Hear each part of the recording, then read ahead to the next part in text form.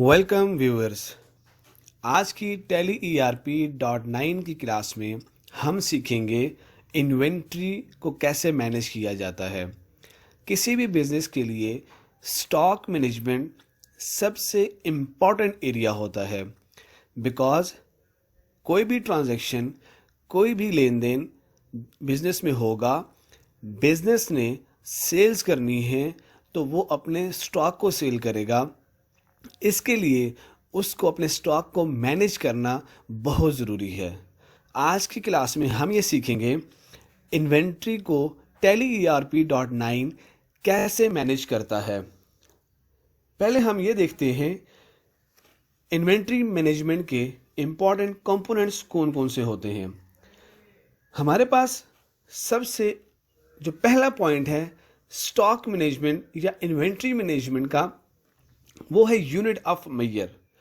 Unit of measure basically वो unit या वो स्केल होता है जिसको यूज करते हुए कोई भी बिजनेस सेल करता है। फॉर एग्जांपल, आपका जो बिजनेस है वो किस यूनिट में डील करता है। For example, like KGs, like metre, like dozens और पीसेस, नंबर्स। ये वो यूनिट ऑफ मेजर्स होते हैं जिनमें बिजनेस डील करता है। दूसरा कंपोनेंट इसका वो है लोकेशंस और गोडाउंस। आपकी इन्वेंट्री हेल्ड कहाँ पे है, आपने अपनी इन्वेंट्री को कहाँ होल्ड किया हुआ है। क्या आपकी मेन लोकेशन पे ही है या आपके डिफरेंट गोडाउंस हैं जहाँ में आपने अपनी इन्वेंट्री को मेंटेन करके रखा हुआ है।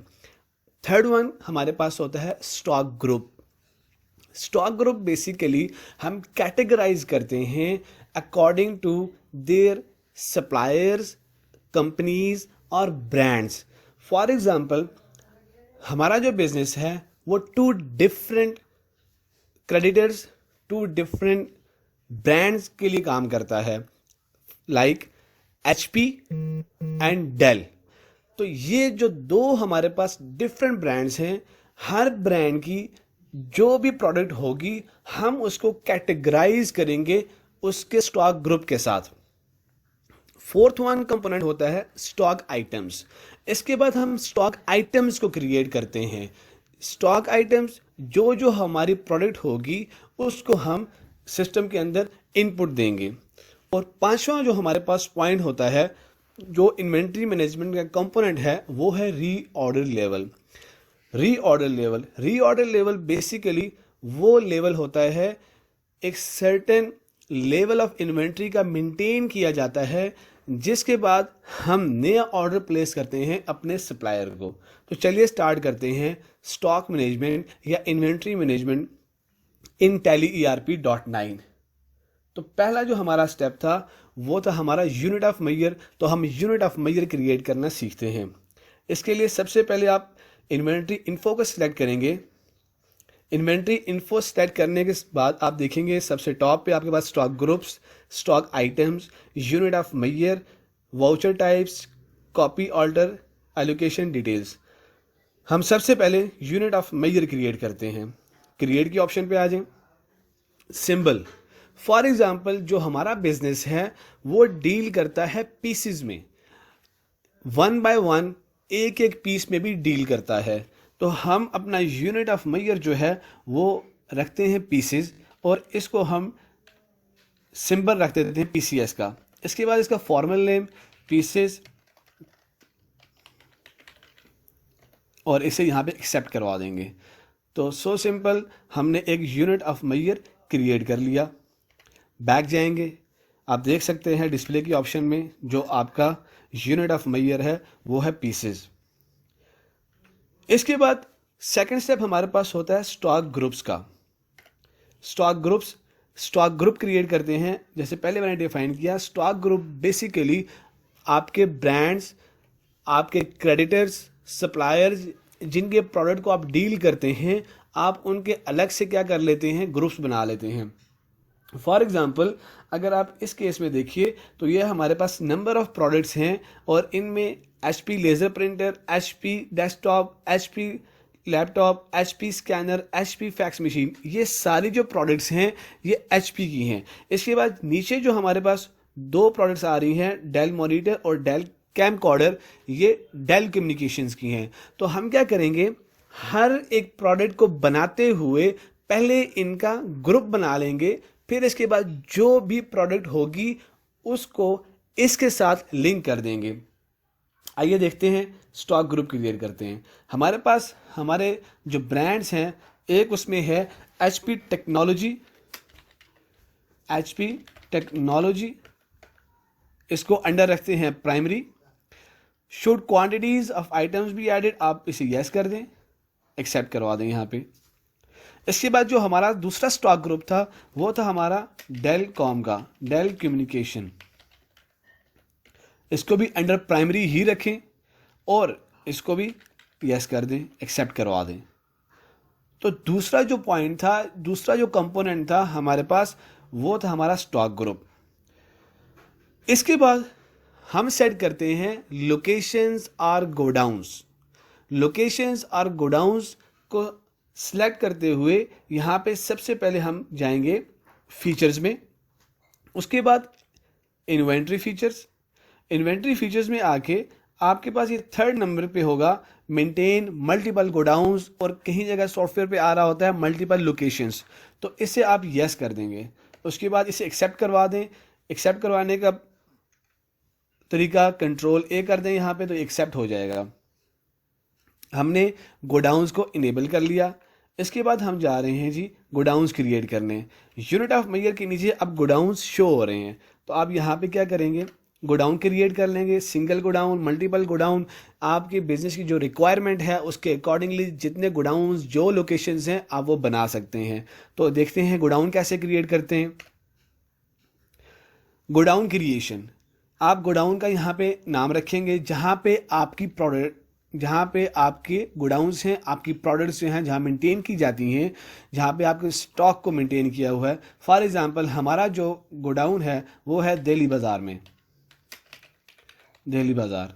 उसके बाद अंडर प्राइमरी और मेन लोकेशन, यहाँ पे अंडरस्टैंड कर लें, अगर हम इसे प्राइमरी रखते हैं तब भी ठीक है। मेन लोकेशन का यहाँ पे जो कॉन्सेप्ट है वो ये है कि जहाँ पे आपका ऑफिस, जहाँ पे आप डील करते हैं, क्या आपका स्टॉक भी वही मेन लोकेशन पे ही है या इसके अलावा कहीं और आपने अपने स्टॉक को मेंटेन करके रखा हुआ है। तो फॉर एग्जांपल मैं यहाँ पे सेलेक्ट करता हूँ प्राइमरी। उसके बाद आपसे पूछ रहा है our stock with third party, no, हमारा कोई स्टॉक थर्ड पार्टी के पास नहीं है। थर्ड पार्टी में फॉर एग्जांपल कोई ऐसी आपकी प्रोडक्ट्स हैं जिसके लिए एक सर्टेन टेम्परेचर चाहिए होता है और आप थर्ड पार्टी को एक्वायर करते हैं उसकी सर्विसेज को और वहाँ पे अपना स्टॉक मेंटेन करवाते हैं, ऐसा कोई नहीं है। तो हम इसे कंट्रोल A से एक्सेप्ट करवा देते हैं। यहाँ पे हमने अपना गोडाउन भी क्रिएट कर लिया। उसके बाद हमारे पास फोर्थ स्टेप है, वो है यूनिट ऑफ मेजर। यहाँ पे हमारे पास आ जाएगा stock items. Stock item create करते हैं 1 by 1 क्रिएट। अब हम देखते हैं कि हमारे पास स्टॉक आइटम हैं कौन कौन से और उनकी प्राइसेस क्या हैं और उनके ग्रुप्स कौन से हैं। आपके सामने स्क्रीन पे शो हो रहे हैं। हमारे पास जो पहली प्रोडक्ट है वो है HP लेजर प्रिंटर और इसका ओपनिंग स्टॉक है 500। इसकी परचेज प्राइस है 29,000 पर यूनिट एंड इसकी जो सेलिंग प्राइस है वो 37,000 पर यूनिट। याद रखिएगा, ड्यूरिंग स्टॉक मैनेजमेंट जब हम डेटा इनपुट कर रहे हैं अपने कंप्यूटर के अंदर, अपने टैली के अंदर, तो यहाँ पे हमें सेलिंग प्राइस रिक्वायर्ड नहीं होती। सेलिंग प्राइस जब यूज़ होगी जब हम सेल के वाउचर से सेलिंग करेंगे। तो यहाँ पे पहला हम प्रोडक्ट, पहले ही स्टॉक आइटम क्रिएट करते हैं HP laser printer. HP laser printer enter करेंगे। यहाँ पे देखिएगा स्टॉक आइटम क्रिएट करते हुए आपने जिन चीज़ों का ख्याल रखना है वो सबसे पहले ये देखिए, अंडर जो HP लेजर प्रिंटर है ये कौन से स्टॉक ग्रुप का या कौन से ब्रांड का प्रोडक्ट है। लाइक HP लेजर प्रिंटर है तो HP टेक्नोलॉजी इसका ब्रांड है।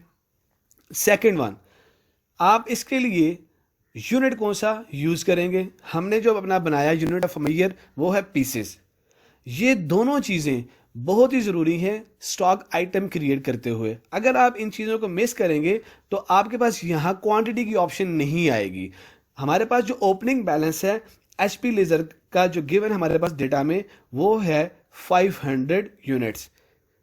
उसके बाद आपसे पूछ रहा है आपका जो स्टॉक आइटम आप बना रहे हैं उसकी लोकेशन क्या है। देखिए पहले उसने आपसे ये पूछा टैली ने कि ये कौन से स्टॉक ग्रुप का है, दूसरा ये पूछा यूनिट ऑफ मेजर क्या है, और तीसरा उसने पूछा कि इसकी लोकेशन क्या है। ये जो आपका कंपोनेंट है जो स्टॉक आइटम का है, ये देखिए वन बाय वन हर एक स्टेप को कोऑर्डिनेट कर रहा है। आपने सबसे पहले स्टॉक यूनिट ऑफ मेजर बनाया, फिर स्टॉक ग्रुप बनाया और लोकेशन बनाई। उन तीनों का यूज हो रहा है स्टॉक आइटम क्रिएट करते हुए। तो हमारे पास जो हमारी लोकेशन है, जो हमारा गोडाउन है, वो है दिल्ली बाजार। इसका मतलब क्या है कि जो हमारा स्टॉक आइटम है उसकी लोकेशन क्या है, वो कौन से गोडाउन में प्लेस किया हुआ है, कौन से गोडाउन में ये यूनिट्स रखे हुए हैं। उसके बाद आपसे पूछा है रेट पर यूनिट। तो आपके पास डेटा में जो गिवन है परचेज प्राइस इसकी हुई है 29,000। तो आप यहाँ पे देखिएगा दे दें 29,000, ऑटोमेटिकली 29,000 पीसीस और कैलकुलेट हो जाएगी इसकी टोटल अमाउंट। एंटर करेंगे और इसे एक्सेप्ट करवा देंगे। सेकेंड वन जो हमारे पास स्टॉक आइटम है वो है एचपी डेस्कटॉप 200 यूनिट्स और 47,000 इसकी यूनिट प्राइस है। इसे बना लेते हैं एचपी डेस्कटॉप, एंटर। उसके बाद देखिए उसी तरह अगर ये एचपी का है तो एचपी टेक्नोलॉजी सिलेक्ट करेंगे, पीसेस में डील करेंगे, और उसके बाद आपके पास इसकी ओपनिंग बैलेंस 200 गिवन है और गोडाउन इसका दिल्ली बाजार है, और उसके बाद रेट पर यूनिट आपके पास 47,000 जो उसकी परचेज प्राइस थी, एंटर। उसके बाद थर्ड वन जो हमारे पास प्रोडक्ट है वो है एचपी लैपटॉप। इसका ओपनिंग बैलेंस है वो भी 200 है, एचपी लैपटॉप, एंटर। ये भी एचपी का है, पीसेस 200 क्वांटिटी। इसके बाद इसकी लोकेशन दिल्ली बाजार 200 पीसेस। इसका रेट आप देख लें आपके पास आ रहा है 80,000 पर यूनिट। तो 80,000 पर यूनिट हम इसे रख लेते हैं और टोटल अमाउंट उसने खुद कैलकुलेट कर ली और ये एंटर हो गया। फोर्थ वन आपके पास जो स्टॉक आइटम है वो है एचपी स्कैनर और 180 unit. HP scanner under HP technology under pieces 180 per unit, और इसकी परचेज प्राइस इसका गोडाउन जो है वो दिल्ली बाजार है और इसका रेट पर यूनिट है 12,000। एंटर कर देंगे और एक्सेप्ट करवा देंगे। इसके बाद जो फिफ्थ वन हमारे पास जो हमारे पास स्टॉक आइटम आ रहा है वो है HP fax machine. HP fax machine, enter करेंगे। उसके बाद एचपी का ही ब्रांड है, अंडर पीसेस डील करते हैं। उसके बाद 220 इसका ओपनिंग स्टॉक है, गोडाउन हमारे पास दिल्ली बाजार है। इसका रेट पर यूनिट हम देख लेते हैं, इसका क्या आ रहा है हमारे पास, रेट पर यूनिट हमारे पास है 23,000। सो 23,000 आप इसको एंटर करेंगे और एक्सेप्ट करवा देंगे। इसके बाद हमारे पास जो एचपी का लास्ट हमारे पास स्टॉक आइटम है वो था एचपी फैक्स मशीन। अब इसके बाद हम बना लेते हैं डेल की प्रोडक्ट, डेल मॉनिटर। नेक्स्ट जो हमारे पास स्टॉक आइटम है वो है डेल मॉनिटर, अंडर डेल। यहां पे चेंज हो जाएगा स्टॉक ग्रुप बिकॉज ये डेल का प्रोडक्ट है। उसके बाद इसकी पीसेस, इसके बाद इसकी क्वांटिटी और इसकी प्राइस हम देंगे। डेल मॉनिटर 210 हमारे पास ओपनिंग स्टॉक है और 19,500 इसकी यूनिट प्राइस है। 210 लोकेशन इसकी दिल्ली बाजार, 210 19,500 इसकी ओपनिंग प्राइस थी। देन हमारे पास जो लास्ट हमारे पास जो स्टॉक आइटम है वो है Dell camcorder 150 unit. Dell camcorder. उसके बाद हमारे पास इसकी जो हमारे पास आ रही है ग्रुप आ रहा है वो है डेल कम्युनिकेशन, पीसेस में ही डील करेंगे। और इसका जो ओपनिंग स्टॉक और प्राइस है, opening stock 150 and 29,000, 150 opening. Godown हमारे पास दिल्ली बाजार 150,000 एंड 29,000 इसकी यूनिट प्राइस है। ये था हमारा लास्ट कंपोनेंट, फोर्थ कंपोनेंट था हमारे पास स्टॉक आइटम्स को क्रिएट करना। इनकम्प्लीट स्टॉक मैनेजमेंट आपने देखा कि कितने प्रोफेशनल वे में टैली ईआरपी पूरे बिजनेस की जो भी रिक्वायरमेंट है स्टॉक की उसे मेंटेन करता है कि यूनिट ऑफ मेजर से लेकर आपकी लोकेशंस के बाद ग्रुप्स में हम अपनी हर प्रोडक्ट को बाइफरगेट कर सकते हैं और उसके बाद स्टॉक आइटम्स क्रिएट करते हैं। स्टॉक आइटम क्रिएट करते हुए आपने देखा जो स्टॉक हमने क्रिएट किया वो किस ग्रुप का है, उसके बाद उसका यूनिट ऑफ मेजर क्या है, उसकी परचेज प्राइस क्या है और उसकी लोकेशन क्या है। जब हम इन्हीं प्रोडक्ट को आगे सेल करने जाएंगे तब हमारे पास ड्यूरिंग द सेलिंग हमारे पास ऑप्शन आती जाएगी कि ये जो प्रोडक्ट है ये कहाँ से किस लोकेशन से डिस्पैच हो रहा है, डिलीवर हो रहा है। तो ये एक प्रोफेशनल वे में आपने देखा कि टैली ERP.9 कैसे स्टॉक आइटम को क्रिएट करता है। हमारे पास जो लास्ट कंपोनेंट था वो था रीऑर्डर लेवल। रीऑर्डर लेवल हम नेक्स्ट क्लास में डिस्कस करेंगे प्रॉपरली कि एक बिजनेस अपनी स्टॉक का लेवल कैसे मेंटेन करता है और कौन कौन से एस्पेक्ट्स होते हैं जिन्हें हम मद्देनजर रखते हैं अपना रीऑर्डर लेवल मेंटेन करने के लिए। आई होप स्टूडेंट्स आपने सीखा होगा एक complete professional way to stock management in Tally ERP.9. Thank you for watching.